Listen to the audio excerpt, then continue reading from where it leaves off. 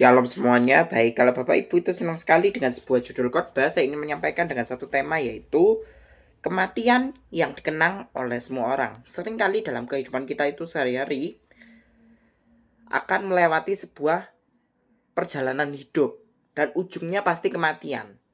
Dan hidup kita itu diumpamakan sebagai uap yang sebentar saja kelihatan lalu lenyap. Itu pun tercatat di dalam kitab Yakobus pasal yang keempat ayat yang ke-14. Dikatakan demikian bahwa apa? Demikianlah bunyi firman Tuhan bahwa apa? Sedang kamu tidak tahu apa yang terjadi besok. Apa arti hidupmu? Hidupmu itu seperti uap. Sebentar saja kelihatan lalu lenyap. Orang ya hidup pasti akan berujung kepada satu momen, yaitu kematian. Maukah hidupmu itu akan dikenang oleh semua orang? Hidupmu atau kematianmu itu dikenang oleh semua orang? Ya saudara, saya lanjutkan. Hidup dan kematian itu sering berjalannya waktu. Hidup itu akan senantiasa berjalan dan ujungnya pasti kematian. Maukah hidupmu atau kematianmu itu akan dikenang oleh semua orang? Makanya perjalanan hidupmu itu, orang hidup itu ditentukan pada endingnya. Ending kematiannya itu seperti apa? Tapi dari awal mula itu harus diperhatikan betul-betul gimana kita hidup dalam dunia.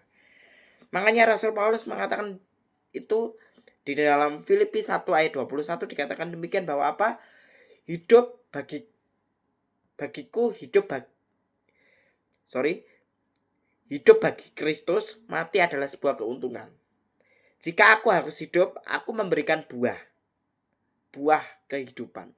Nah, dari sini kita dapat belajar bahwa kematian yang dikenang oleh semua orang ditentukan dari perbuatan baik kita.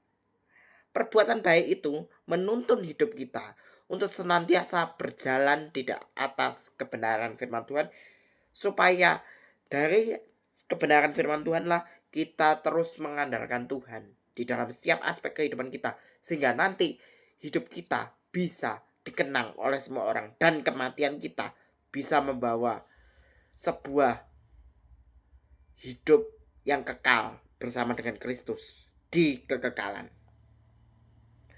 Surat Yakobus juga mengajarkan kepada kita untuk hidup hati-hati dalam setiap aspek kehidupan kita. Karena hidup itu bagaikan uap yang kelihatan sebentar lalu lenyap. Apa arti hidup ini? Arti hidup ini adalah sesuatu permulaan yang ujungnya nanti adalah sampai pada nisan, batu nisan. Batu nisan itu adalah satu project di mana ending kematian kita. Maksudnya kematian di alam roh. Maksudnya gini, tubuh ini pasti akan, tubuh yang fana ini akan kita tinggalkan. Dan pada endingnya nanti ketika semua sudah gong sangkakala itu berbunyi, maka era akhir zaman sudah dimulai. Dan kita orang-orang kudus, orang-orang kudus dan orang-orang fasik akan dikumpulkan di dalam satu arena, yaitu arena pengadilan Allah yang terakhir, the day of the judgment, the last day of the judgment. Dari situ semua orang dikumpulkan. Orang-orang yang kudus, orang-orang yang benar, orang-orang yang jujur, saleh, takut akan Allah, menjauhi kejahatan, seperti prinsipnya Ayub hidup, itu akan mempunyai sebuah tubuh kemuliaan bersama Tuhan dan menyongsong Dia masuk ke dalam satu permulaan hidup bersama dengan Kristus. Makanya dari sekarang kita harus mau jaga-jaga hidup ini. Sebab dikatakan di dalam 1 Petrus 1 ayat 16-17 dikatakan bahwa apa? tertulis demikian, kuduslah kamu sebab aku kudus. Jika kamu memanggilnya Bapa, yaitu mereka yang tidak memandang semua orang akan menghakimi. Makanya kamu harus mempunyai ketakutan selama kamu hidup dalam dunia ini. Kita itu dalam hidup harus mempunyai ketakutan selama hidup dalam dunia ini. Kita harus mempunyai satu potensi atau dan harus produktif di dalam hidup ini supaya selama 70 tahun sampai 80 tahun itu yang kita lakukan untuk pekerjaan kekekalan kita. Gitu loh. Karena apa? Karena Mazmur Musa mengatakan di Mazmur 90 ayat 10, masa hidup kami itu 70 tahun. Jika kami kuat 80 tahun.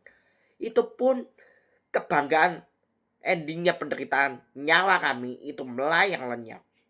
Nah dari sini kunci di mana kita harus mempertahankan hidup, kita harus mau berjuang untuk menyenangkan hati Bapa di sorga. Supaya kematianmu itu bisa membawa dampak yang baik bagi semua orang. Kematianmu nanti akan dikenang oleh semua orang karena perbuatan baikmu. Kamu harus jadi dampak mulai sekarang. Karena apa? Karena ini adalah sebuah hidup. Hidup memang penuh dilema.